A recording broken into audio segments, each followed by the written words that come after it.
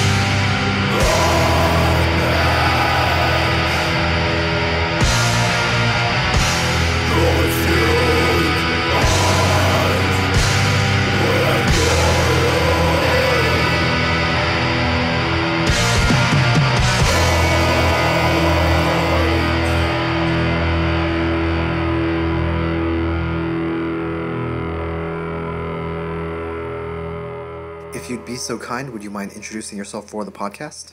Hi, I'm Rory Conder, the guitarist and composer of Lunar Mantra and the main guy behind Ascetic Visions, record label based in northeast Scotland.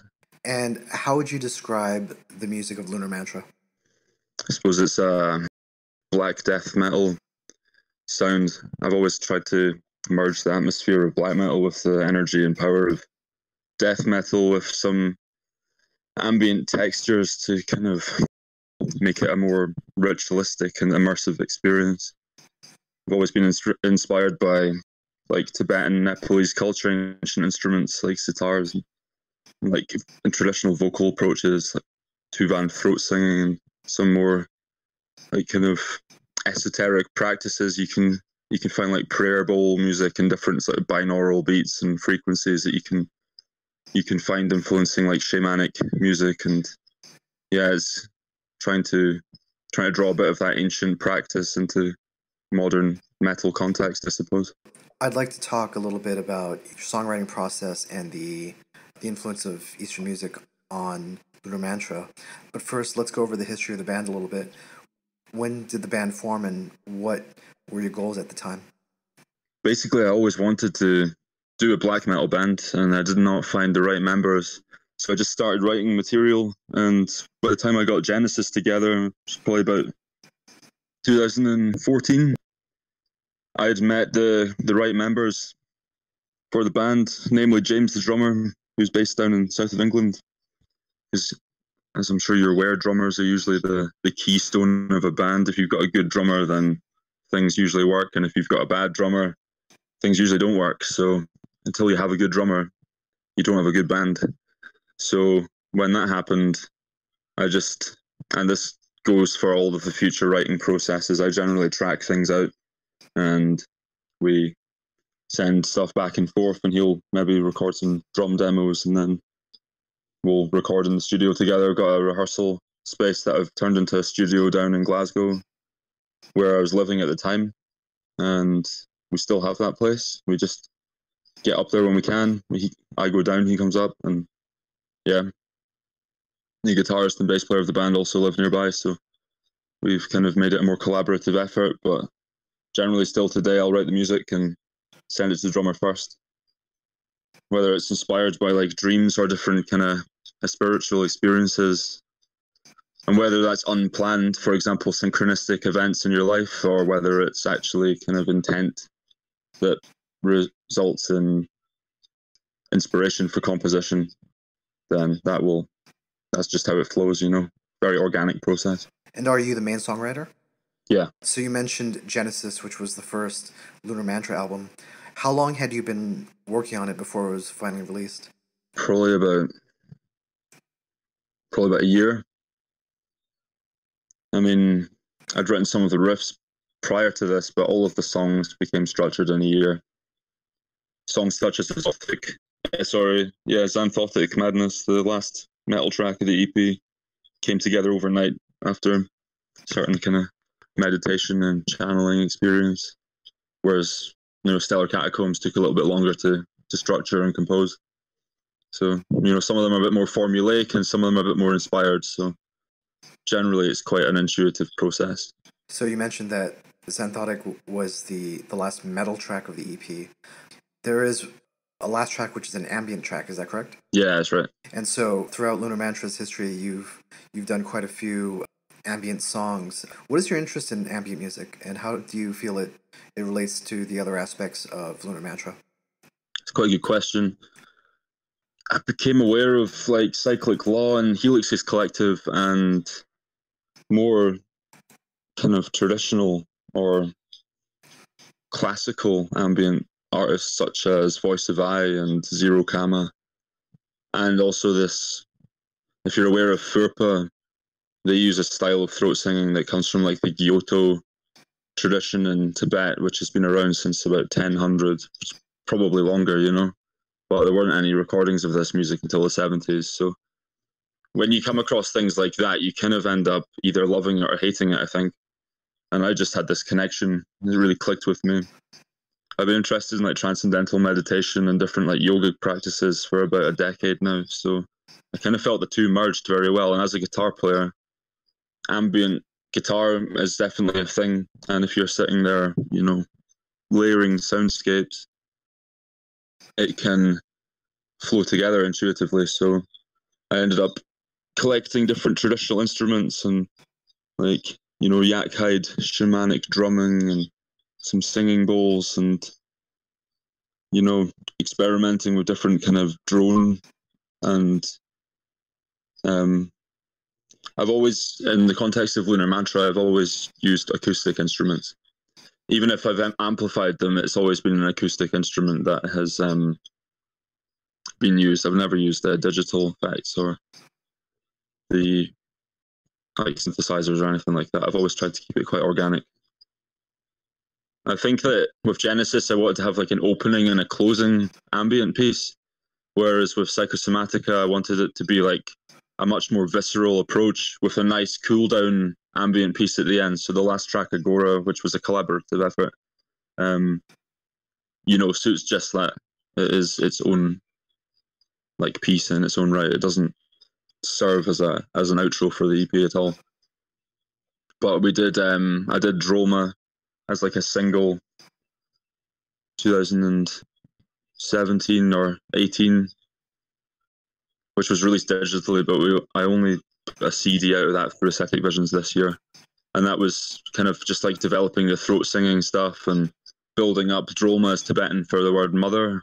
And it was kind of like a Black Tara meditation to do with different experiences that the band, like me and James, had with our family, and also like different experiences that have happened sort of ritualistically or intuitively. So it felt like quite a poignant topic to experiment with and use as a theme. It's also interesting to use live because you can layer these things up, and, you know, through a full PA, deep throat singing and like bowed bass is quite hypnotic and like overpowering. And then when you just come in with like a metal track, it really builds up the energy. So I've just always been interested to try and experiment with these things.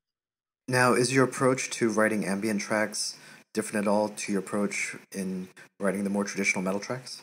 Yeah, to be honest with you, it's kind of just a big experiment, and then which turns into sound design, and it's listening to it and listening to it and listening to it until you can enter the state of mind that you wanted to create. And I'm sure that's more difficult for a composer than it is for a listener, you know, because a listener has no idea what to expect. So their general mood can influence what they feel at the time, much more so than mine listening to a piece of music I've been working on, you know.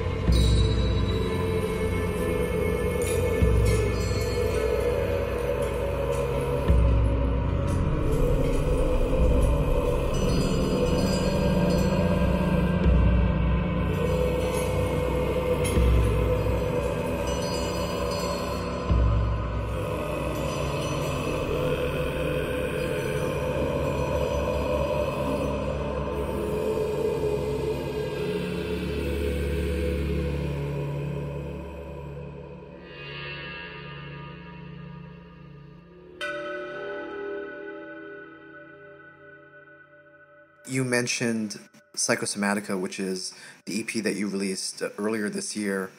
Tell me a little bit about the writing and recording of this release.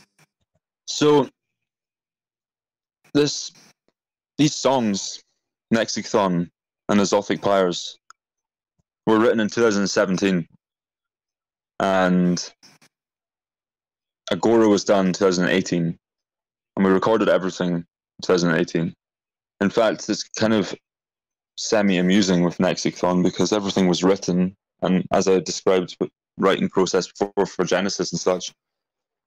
But James had not actually played these drums on a kit before, so we were doing a gig in Northern England. So the first time we actually played that song, as it sounds now, was in a rehearsal space about an hour before the gig. So it came together pretty quickly, you know. But the first recording did not go to plan, and it got to the stage where we're just like, well, let's just scrap it and start again, which is why there was this huge delay between Genesis and Psychosomatika. The first artwork layout I did, for example, said 2018 on it, but we pushed it forward and forward. So, as I mentioned on the Facebook post, if anyone's aware of that, it's going to be done again through Invictus Productions, hopefully in April. We'll see. That'll be on CD and vinyl. Where was the EP recorded? We recorded it in Glasgow in our studio. You guys have your own studio? Yeah, it was like a winter project last year. It's a rehearsal space outside of Glasgow, and developed it into a studio. I mean, I studied sound engineering, sound production, that's the kind of thing. I've just been developing that over time. And then we sent it to Moon Tower Studios, which is Javi Ferez, the same sound engineer that did Titan Blood, Seven Chalices, and Purging Tongues, and quite a few other releases. Maybe some of you are aware of him. And I think he just did a really good job because he's more of a death metal producer. Whereas with Genesis, I just did it myself, you know, the mixing and mastering. And that was also self-recorded. How would you compare Psychosomatika musically to Genesis? It's a bit more visceral and in your face, you know. It has a much more strong drum sound for starters, and a much more like scathing guitar tone. I would say it's less atmospheric and more aggressive. And there's obviously atmospheric passages, but there's definitely some areas where it's hard to close your eyes and lose yourself in a trance, which is kind of the aim for Genesis. I would say Psychosomatika is closer to the sound that I hear in my head when I think of the band. And the future material that I've written is developing much more in that direction, or has developed much more in that direction. And what can you tell me about the lyrical themes for the EP? So Psychosomatika is Greek for like psychosomatic medicine, and the concept there is that, not unlike the fall of man in theology, or the kind of Nietzschean idea of the sort of disease of mankind, it's like we're all sort of cracked and fragmented beings, or asleep even, and a lot of that's a mental construct, and it's only through work, inner work, and experiences, and sort of connecting and remembering everything in your life and potentially previous lives, that you end up having a holistic awareness, which would be, you know, what you would describe as healing. Nexicthon is also Greek for she who breaks open the earth, and it's the idea, it's a reference to Hecate, the goddess of magic and witchcraft in that pantheon, and it's also a reference to Mother Nature, to Gaia. Like, it's kind of like the divine feminine is calling out, has to destroy what has been lost in order to, or it has to destroy what is overcome, like the unbalance of this world, where it's all about the material world, it's all about fetishizing material wealth, and the idea of, you know, having an egoless, balanced existence is seen as weak and poor, and it's about destroying everything that gets in the way of that harmony between masculine and feminine. Exotic Pyres is just kind of about burning everything in your way. As Azoth is the hermetic, divine ingredient of the spirit. So exotic pyres, it's like lighting your own pyre to destroy everything that is wounded or ill, misaligned within your actual core being. It's a very introspective work. Agora is a Hindu concept of the wrathful aspect of Shiva or Bhairavi, and in tantric traditions that is also the wrathful divine feminine. So it's kind of like this circle of, to be honest with you, if I was female, I'd probably this release from more about like the masculine point of view, trying to reclaim, because we all have both of these energies entwined within us, as does everything.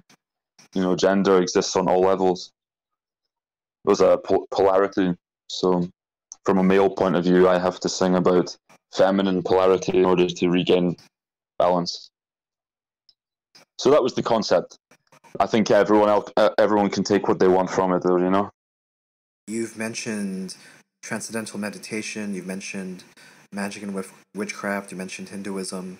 Would you describe Lunar Mantra as being spiritual or religious in any way? I would say it's a vehicle for all experiences we're going to have. Life is inherently a spiritual process. You're guaranteed to be born and you're guaranteed to die, and everything else in between is a continuous flow of experience and emotion. And in order to grow, you need to die. You need to keep dying and dying and dying. And when I started the band, I don't feel the same way as I do now in my life. But that concept is a constant. So yeah, it's spiritual work. Religious is a difficult word, isn't it? Yeah. It implies institutions and hierarchy. And while hierarchy it definitely exists in nature, I do not connect with it on an institutional level religiously. So you mentioned that you don't feel the same way as you did when you first started the band. Would you like to elaborate on that a little bit? Well, I'm older. I've experienced more hardship. I've experienced more growth. I'm a better musician. So, of course, I feel different.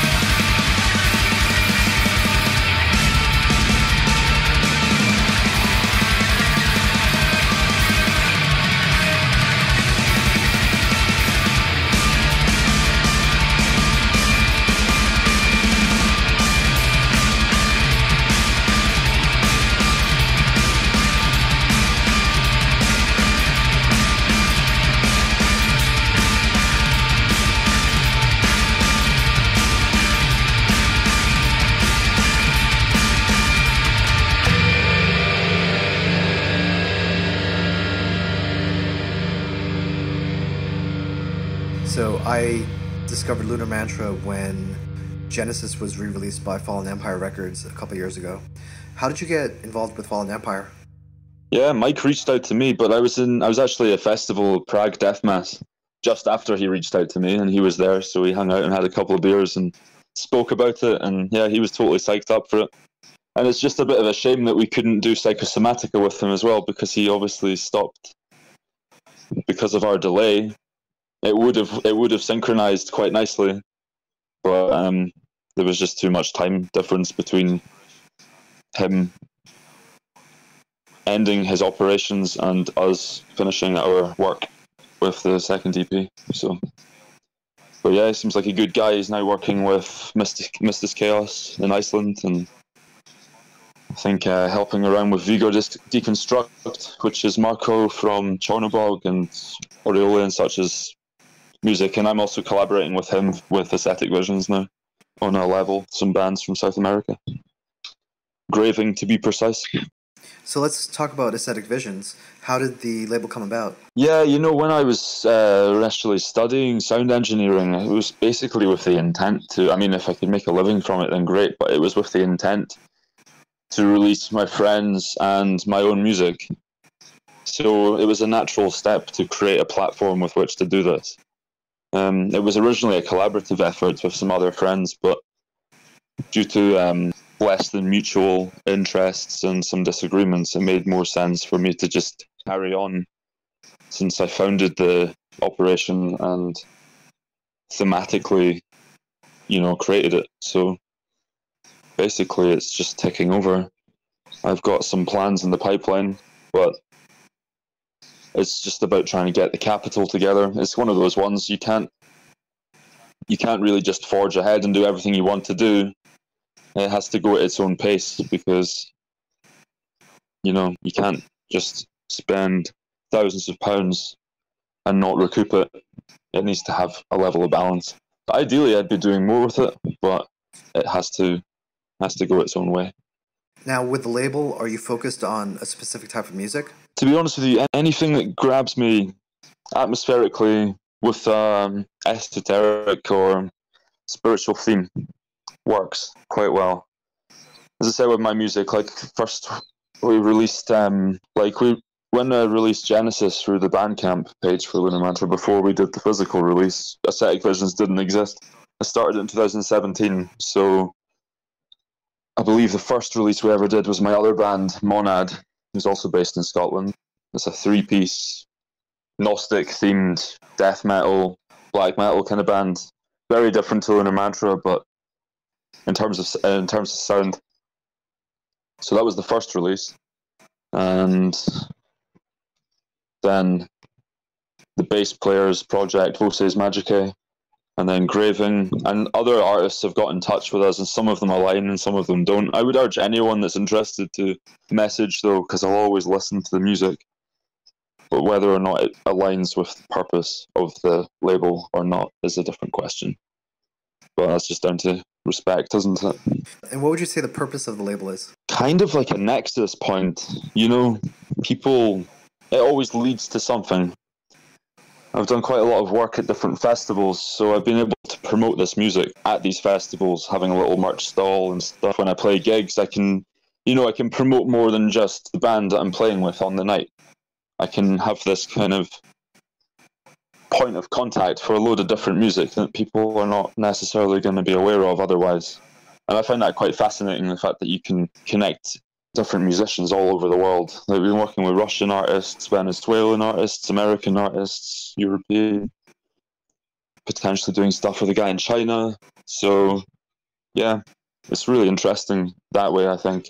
And because there's always mutual interest and mutual intentions from the artists that I work with, it really feels like a natural and organic process. So yeah, while the intention was literally just to start from home, it's actually branched out much more than I ever thought it would, and I don't see that stopping anytime soon. I did stumble upon that Grieving release around when it came out. What can you tell me about that band? They're a 2-piece. Brian, who does BMS Illustrations, who did the artwork for the Ascetic Visions stuff, he's done a lot of different artwork for a lot of bands down there and in America and stuff like that. Psychosomatika is another band. Basically, they're part of this thing called CMB Collective. That's just a bunch of different bands from Venezuela. And yeah, they're dealing with themes of like sleep paralysis and astral projection, demonic possession, and you can understand why, because their country is completely warped, politically speaking, and they're living in substandard conditions for anyone to live in. So there must be a lot of pain, suffering, anger, hatred going on. So it's clearly an outlet for that, and you can hear it in the music. One of those bands you can hear, you can tell they come from a fucked up country, you know? How did they get in contact with you? Yeah, literally just emailing the Ascetic Visions page, asking to release the first one, Somnia Prima cassette. And we were like, yeah, let's do it. And then I was checking out his artwork, and then it kind of led to other things. He's done some of the Lunar Mantra artwork now. Before I let you go, let people know how they can find Lunar Mantra. I would say the best way is through the Bandcamp, because you can stream all the music. And I would say only use the Facebook page if you want to get to the Bandcamp. Other than that, we've just had Psychosomatika put up on YouTube through the Black Metal Promotion channel, and Genesis is available on Odium Nostrum's channel with a lot of other good music. That's that, and basically keep posted with Invictus Productions. And I would like to say a little thing about the upcoming release, if that's all right. Yeah, go for it. As there's been such a delay, we're basically up to scratch with the writing of the album, and intend to record it this year, potentially release it at the end of 2020. So we'll have a full-length album on the way. I would say it's currently 70% done. So it's quite exciting. It's taken everything higher, and I'm looking forward to getting that out. Since there's also ideas that we've performed live, like our creative process does get refined on stage for sure. The music that we've that I've initially templated and composed after James has done his work, and then it becomes refined in a rehearsal, really gets refined on stage, which definitely helped raise Psychosomatika higher. So it's going to be quite exciting with the full length. So yeah, just watch that space, or whatever you want to say. Do you have a title planned yet for the upcoming album? I do, actually. It's going to be called The Unfoldment. And as far as physical releases for Psychosomatika, is there anything you want to let people know? Yeah, we're still in discussion. It's definitely going to be Invictus for the CD, and we're in discussion about the vinyl. But I'm hoping to do both at the same time. We're talking April latest. Is there anything you want to say about shows, or? I think we're gonna get this album out and then just tour. If anything comes up, we'll consider it. But until then, we're just focusing on writing still. So the last shows we did was last year. We went on tour with Ulcerate across the UK, which was really good. And people can follow you on all the social media sites, right? Facebook and all that stuff. Yeah, just check out Lunar Mantra on Facebook, and you'll get to the Bandcamp through that, or asceticvisions.bandcamp.com, and you can find all the material. You can find the other releases. You can find Monad, Engraving, and Voces Magicae, and drummers' other projects. So everyone in the band has got different projects, so you can find all of that through there. Absolutely. And thanks for taking the time to do this interview. Yeah, thank you so much, Rory. Sure.